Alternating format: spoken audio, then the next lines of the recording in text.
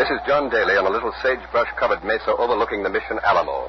The besieged and completely surrounded garrison of Free Texans, less than 200 men, are still blocking the advance of Santa Anna's 3,000 Mexican troops into the heart of Free Texas. They still hold out, but it may be that on this morning of March 6, 1836, Santa Anna's troops will storm forward in their final all-out attack. For a short while ago, Santa Anna's cannon, which for 11 days have kept up a relentless bombardment of the Alamo, suddenly ceased firing. And there are signs of activity in the Mexican lines. Couriers began to dash to and from Santa Anna's headquarters. The Alamo, March 6th, 1836. CBS is there. The defense of the Alamo. CBS asks you to imagine that our microphone is present at this unforgettable moment of Texas history. All things are as they were then, except for one thing. CBS is there. This broadcast, the sixth in a special summer series produced and directed for Columbia by Robert Louis Cheon, is based on authentic historical fact and quotation. And now, The Alamo, March 6th, 1836, and John Daly. Out before us, we wonder, as the whole world wonders, what is going on inside the Alamo. The little mission, which looks like a brown roosting hen, its head the bell tower, and its body the rectangular stockade that stretches back from the mission proper, is ominously quiet. Our CBS mobile unit is outside the Mexican lines and about a half a mile away from the Alamo. The Mexicans have taken no notice of our unit since they first questioned us when we arrived on the scene. The fact that the United States is officially neutral in this revolt of the Texas patriots against the Santa Anna government still protects us and permits us to continue our observation and reports without let or hindrance. No military action in all history can be compared to this siege. These men, these Texans, could have escaped. They had full warning of Santa Anna's approach with his army of 3,000, but they chose to stand because they knew that unless Santa Anna was stopped, if only for a few precious days, unless his relentless march was stalled, all of Free Texas would fall before the invaders. Of course, it's still possible that the Alamo may be relieved. It's still possible that reinforcements may come. Involuntarily, we keep staring toward the east. Along the road, relief may come, must come, if it is to come, a road swept by a cold March wind. Actually, we know that the chances for relief are so small as to be practically non-existent. These Texans, these farm boys and trappers and cattle raisers, these lads who a few weeks ago were plowing fields and milking cows, have almost overnight become soldiers.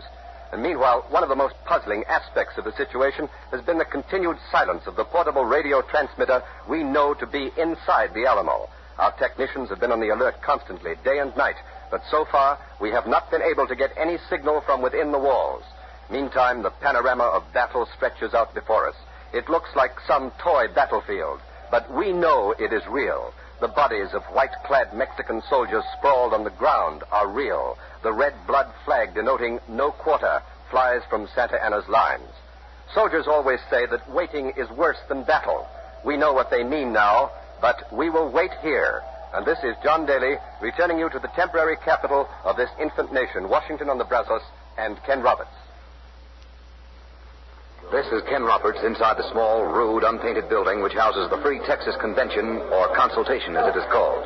That cold March wind John Daly spoke about is blowing on the Brazos, too, and the windows of the building have been covered with canvas in an attempt to hold out the cold. The convention, which is working on the Free Texas Constitution, is in recess. Most of the delegates are standing about in small, solemn groups. They're talking quietly and soberly of the news they just heard from John Daly, the news that the final all-out attack on the Alamo may be impending. Mrs. Eliza Benson, who lives in the neighborhood, is here with me now. She has kindly consented to answer a few questions. Mrs. Benson, I understand you have a son with Lieutenant Colonel Travis at the Alamo. Yes, I have, Mr. Roberts. Well, how long has he been in the Army? Oh, not long. 2 weeks, maybe. We only been in Texas all told less than 3 months. Where did you come from, Mrs. Benson? From Indian Territory out near Independence Way. See, we had a few acres that Sam, my husband, bought from the land office. Uh-huh. And the Indians come and Sam was killed. We didn't have anything, not even a wagon. So I took my boy Philip and we walked down here. 250 miles. Sure was a long walk. Yes, it must have been. And now you have a home here in Texas? Well, we got some acreage near Goliad. But just when Philip was getting set to put in a crop, all this trouble started. All the young men went into the Army, and Philip, he went too. Do you think those boys, Philip and the others, will be able to hold off Santa Anna? Well, I didn't know anything about that. Philip is where God put him. not for his mother or anyone else to decide such questions. But I know the men who are with him, Billy Travis, Colonel Boyd, David Crockett, and the other lads from our little town, other towns in Texas. They'll be doing what they should be doing. They'll be brave. Thank you, Mrs. Benson. I wish you could see these faces around me now. They're American faces, wind-bitten and square-jawed. The language is the language of the Tennessee hills, the Mohawk Valley, the farmlands, the old frontiers, the places you and I know.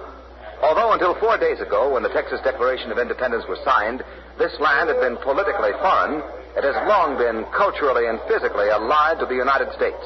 These people, these Texans, are the cousins and the brothers and the husbands of our own families. They are our kin. For example, the Texan, the typical Texan who's standing at our CBS microphone now. He's a tall, bony figure of a man in buckskin breeches and homespun shirt. He's grinning at the description. What is your name, sir? Smithwick. Noah Smithwick. And where is your home, Mr. Smithwick? Well, I got a parcel out San Felipe way. Well, where was your home before you came to Texas, Mr. Smithwick? Kentucky. Hopkinsville. And what brought you to Texas? Well, I reckon the same thing that brought the others. A chance to own some land, new start. Maybe just a kind of itch to haul up anchor and see some new ports. You talk like a Navy man. Well, I was one during the war against England. 1812. I see. Yeah. Gunner's mate on the good old Constitution. Ironside, that was. Uh-huh. Yeah, I came home after the war and kind of couldn't get used to things, you know. And a fella come through town, he talked mighty big about this here place called Texas and said as how old Moses Austin got himself a whopping big grand of land and was offering farmland and some 400 acres of pasture to folks who'd come down this way. So pack up my kit and caboodle and come down. Well, did you get all that was promised to you, Mr. Smithwick? Got some. Well, is Texas what you expected it to be? Well, I reckon it's a mite different from what we was told it to be. How's that, sir? Well, this fellow who signed us up, he's a tolerable good liar, you know. Liar? Yeah. He said that there'd be no taxes, and he said as how the country was so full of game. Now, get this. Wild horses, turkey, and buffalo that all one would have to do to get a meal is pitch a bowie knife over his left shoulder. And he said as how when you planted corn, you'd have to back up real fast so as the stalk wouldn't bash in the chin coming up. Terrible good lie. Well, Mr. Smithwick. Yeah. How do you feel about what the boys at the Alamo are doing? Holding off Santa Ana, I mean. Giving Texas time. Oh, well, I tell you, I figure this way, Mr. Roberts. That's your name, isn't it? That's right, sir. Well, those boys, they kind of calculated what the situation was and did what they figured was needed. And it's a right grand thing they're doing, and we ain't forgetting that either. Those boys know what they're fighting for. Yes, I guess they do. We got no more reason to be part of Mexico than we has to be part of China, you know. How's that, Mr. Smithwick? Well, we don't speak the same language, think the same way, and that ain't all. We've been doing our best, you know, to mind our own business, asking precious little. But now what's happened? Well, I tell you, Steve Austin goes down to Mexico City to speak our cause, and Santa Ana smacks him into a dungeon for almost a year. Now tell me, is that how free citizens get treated in a decent country? Oh, I guess it isn't. No, you guess right. We ask for schools for our kids and little things like trial by jury and the right to speak a piece when we're in a mind to speak. Now, I know what the talk is how we're all of us here nothing but a crew of pirates and ruffians out to stir up trouble. Well, that just ain't so. We're plain, ordinary God-fearing Excuse me, folks. Mr. Smithwick. A rider has just entered the convention hall. His clothes are caked with mud. He looks tired. He looks as if he's ridden a long way and ridden hard. The men are crowding around him now, but he's pushing his way through to the desk. I'm going to try to get up to him. One side, please. Would you step aside, please? Get off that cable. Please, let me through. Please. Who is the rider, sir? Where is he from? Billy Travis from the Alamo. He's got a dispatch for General Houston. The rider is from the Alamo. He's come from the Alamo. General Sam Houston has just entered the hall. The rider is talking to him now. And there's Mr. Richard Ellis, the president of the convention. The news of the rider's arrival is spread all over. All the delegates are pouring in now. General Houston is reading the dispatch handed to him by the rider. It must be news from the Alamo at last. News news from inside the Alamo. Now General Houston is talking to Mr. Ellis. He's pointing to the dispatch. Wait a minute, just a moment. Mr. Ellis is raising his hand. He's counting. Gentlemen, quiet, please. Please, quiet. Quiet. Gentlemen, we have here a dispatch from Lieutenant Colonel William B. Travis, commanding the garrison at San Antone de Bexar. General Houston has asked me to read it to you. To the Commander-in-Chief of the Army of Texas. On the 23rd of February, the enemy in large force entered the city of San Antone de Bexar, which could not be prevented as I had not sufficient force to defend my position. Colonel Batters, the adjutant major of the President General Santa Anna, demanded a surrender at discretion, calling us firing rebels. I answered them with a cannon shot.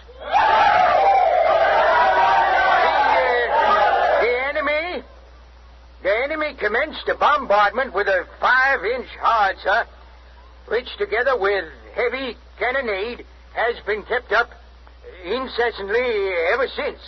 I instantly sent express to Colonel Fannin at Goliad and to the people of Gonzales and San Felipe. Our numbers are few, and I have every reason to expect an attack from the whole force of the enemy very soon. But I shall hold to the last extremity, hoping to secure reinforcements in a day or two. Do hasten on aid to me as rapidly as possible, as from the superior number of the enemy, it would be impossible for us to keep them out much longer. If they overpower us, we fall a sacrifice at the shrine of our country, and we hope posterity in our country will do our memory justice. Give me help, O my country, victory or death. Signed, W.B. Travis, Lieutenant Colonel. So ends the dispatch. There it is. There you have it. The first official word of the situation within the Alamo. I hope you heard it as Mr. Ellis read it to the delegates here at Washington on the Brazos this morning of March 6, 1836.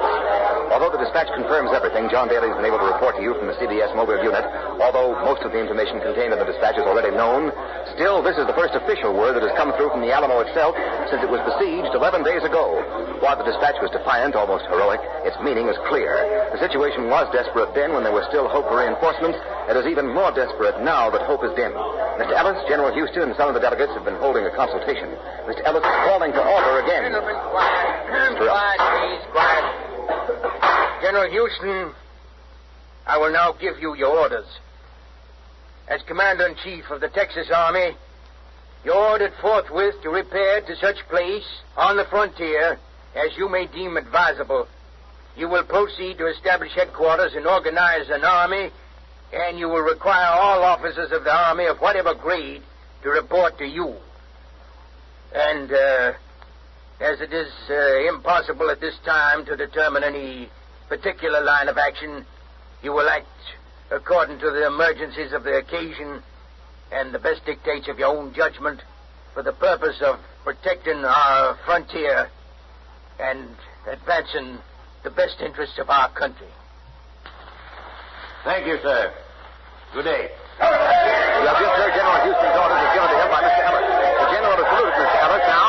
He's coming this way, pushing his way through the delegates. They're shaking his hands, patting him on the back, and wishing him well. Oh, General Houston, this is CBS. Yes? General Houston, can you tell us anything about your plans? It is my intention to fight Santa Anna. But are you ready, sir? Is Texas ready to challenge to fight the immense army of Santa Anna? When is Texas not ready to fight? What about the Alamo, General Houston? Can you tell us anything about the Alamo? Colonel Travis and his boys are standing at the Alamo for one purpose, to give me time to organize a defense against Santa Anna. They saw their duty. They did not waver. I will not waver in mine. Can you give us a message to the American people, General Houston? Yes. You heard the dispatch from Colonel Travis. He said, "Give me help, oh my country." Well, I say, Volunteers from the United States for the Army of Texas will be welcome. I say to all red-blooded Americans, come to Texas. Come with a good rifle. And come soon. In the name of the men of the Alamo, liberty or death. Thank you, General Sam Houston, Commander-in-Chief of the Army of Texas. The General is leaving the building now, surrounded by the delegates. These people have placed their highest hopes in Sam Houston, the tight-lipped, broad-shouldered ex-governor from Tennessee, upon whose military skill their very lives are now dependent. Undoubtedly, the events that have happened here in the last few minutes have given John Daly, our CBS correspondent near the Alamo, the first official news of the situation inside the mission.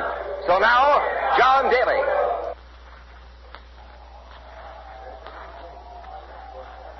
Heard some faint sounds from the shortwave transmitter inside the Alamo. The couriers behind Santa Anna's lines have disappeared. The silence has deepened. The wind continues to howl, and the first rays of the sun are now beginning to streak the battlefield before me. I can't tell you how deeply all of us here were moved by the reading of the message from Colonel Travis. As we heard his words, we were able to look down on the mission to see the pitiful inadequacy of its defenses. Less than 200 men against 3,000. The odds are staggering, and they become epic when you stop to think that they were chosen by the less than 200. I keep watching that road over which reinforcements must come. There's no sign of help, but there is something coming through by shortwave from the Alamo. We have a shortwave receiver tuned to their frequency, and the signal is clear. Let's listen to it. Lieutenant Colonel Travis, our garrison commander, has a message. Here is Lieutenant Colonel Travis. To the people of Texas and all Americans in the world, fellow citizens and compatriots, I have sustained a bombardment and a continual cannonade for many days, and have not lost a man. I shall never surrender or retreat. I call on you in the name of liberty, of patriotism, and everything dear to the American character, to come to our aid with all dispatch. If this call is neglected, I am determined to sustain myself as long as possible and die like a soldier who never forgets what is due to his own honor and that of his country. Victory or death. This is the Alamo. This is the Alamo. That was the commander of our garrison, Lieutenant Colonel William B. Travis, appealing for reinforcements. I hope we're getting through. I hope you heard the colonel, because we sure need those reinforcements. Now, here's the Honorable Davy Crockett. He wants to say a word. Howdy. Can't talk long, because it looks like we got a little excitement here about. Some of you folks are wondering what an ex-congressman is doing down here in San Antonio. Well, I had a bit of a difference of opinion with my constituents back home in Tennessee. I told them that if they didn't re-elect me, they might all go to places, and I'd go to Texas. Here I am. And here's where every freedom-loving man ought to be. I'm proud to identify myself with the fighting men of Texas. I consider it a rare honor to be able to defend, in company with my fellow citizens, the liberties of our common country. That was the Honorable Davy Crockett talking to the people of the United States of America. Well, where are you, lad? You coming? We're waiting on you. This is the Alamo. This is the Alamo. Hope we're getting through. I reckon you folks might like to know how we're making out here. Well, we got beeves enough, corn enough, and I ain't heard no complaining yet about the supply of liquid refreshments. It's quiet now. Too darn quiet for comfort, if you're asking me. Some of the boys are catching a little shut-eye at the posts. And we made up that when the attack comes, the bells here will be rung. And that'll be the alarm. Well, now, some of the boys got some messages there they want me to send, so here goes. Pinky Benedict says for his wife not to worry, and maybe it'd be a good idea if she visited her sister in Memphis for a stretch. Wally Bradley, he says for his kid brother to be sure he watches out for his traps, he said, in the bayou, and to move him over to Short Creek for beaver in about a month. Now, this next one is kind of personal, so all you people listening, stop up here, see? It's from Dick Simon. He says to his wife that He sure loves her a heap. And to kiss the baby for her. Kiss him for me, too, Mom. Well, now, that's all for now. This is the Alamo signing off. We'll try to get back on the air again soon. Signing off. Signing off. You have just heard the first radio message direct from the Alamo. The convention on the Brazos must have heard it also, so back to Convention Hall and Ken Roberts. The impact of the message from the Alamo on the delegates assembled here was profound. They gathered around the radio and hung on every word. Their faces reflected their anxiety, their anguish, their prayers for the boys at the Alamo. But they had not permitted their feelings to sway them from their determination to make Texas free. The delegates have taken up their new day's labor on the draft of the Constitution. They are determined that the time granted them by the stand at the Alamo must not be wasted. These few days of respite may mean the difference between victory for free Texas or death for its dream of independence. And help is on the way, we know that, as Travis and his men hold off Santa Anna on the western frontier. Volunteers from the United States are pouring in from the east. They're coming, they're on the march. Men from Kentucky, Tennessee, Ohio, and Indiana. Men from Maine and New York and Massachusetts. Right at this moment, a transport loaded with troops headed for Texas is about to pull out from a wharf somewhere in Louisiana. For an on-the-spot description of the embarkment of these volunteers, we take you now to Jackson Beck.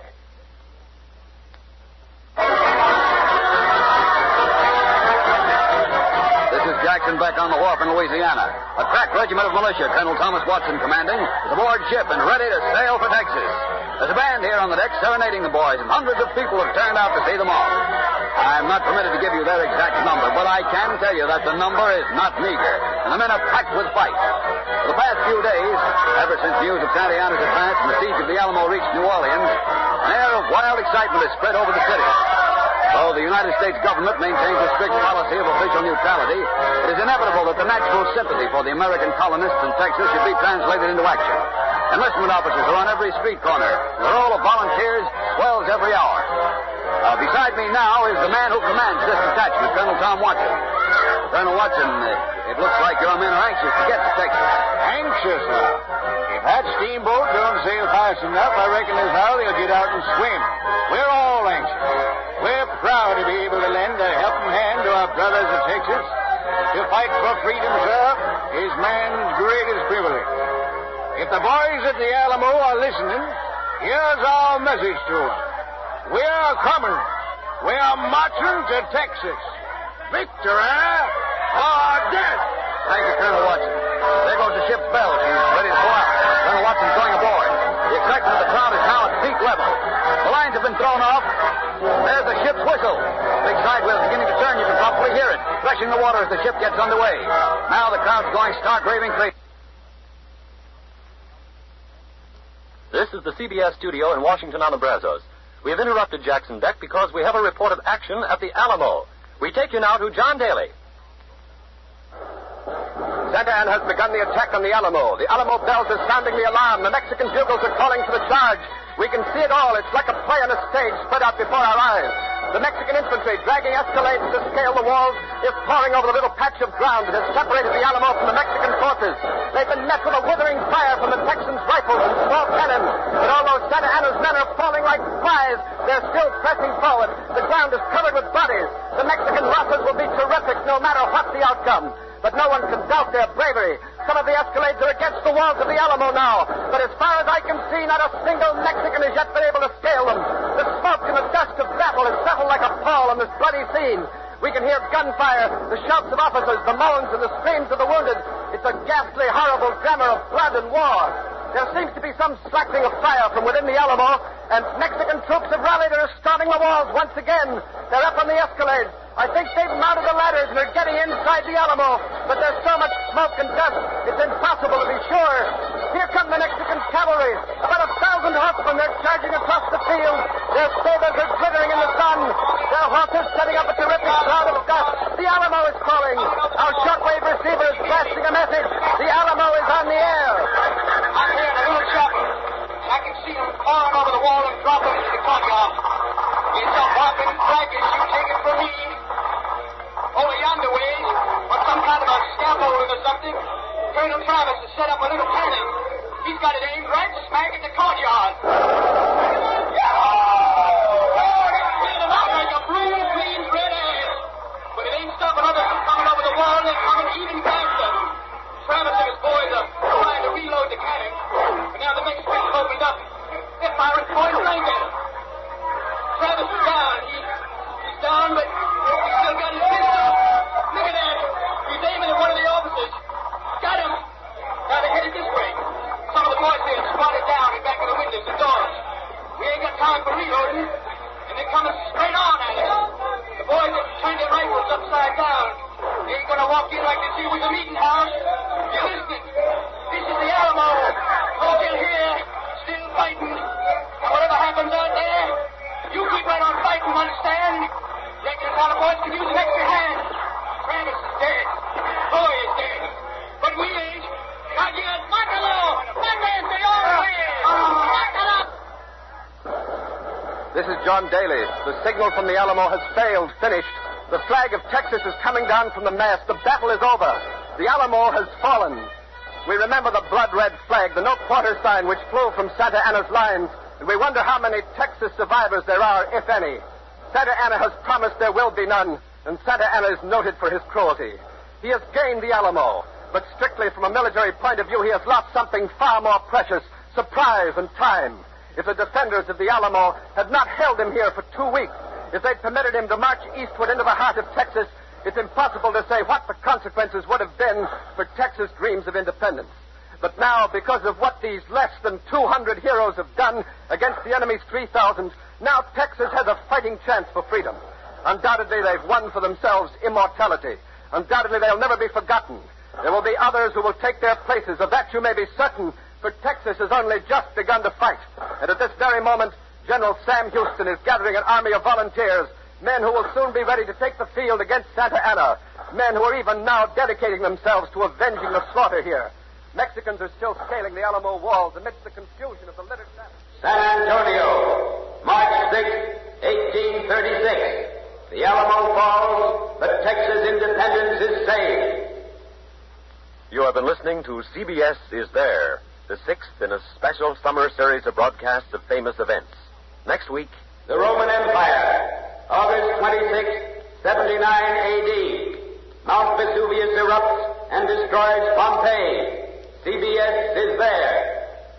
CBS Is There is produced and directed for Columbia by Robert Louis Cheon. Tonight's broadcast was written by Irv Tunick. Democracy isn't just a system of government. It's a doctrine of mankind. It teaches that the next fellow's as good as you, whether he's white or colored, Jew or Gentile. Some people with Nazi techniques are trying to sow the seeds of hatred and prejudice in America. America's no place for it. If someone runs down a neighbor's race or religion, remind him that he's out of joint with democracy. Help keep America democratic and strong. This is CBS, the Columbia Broadcasting System.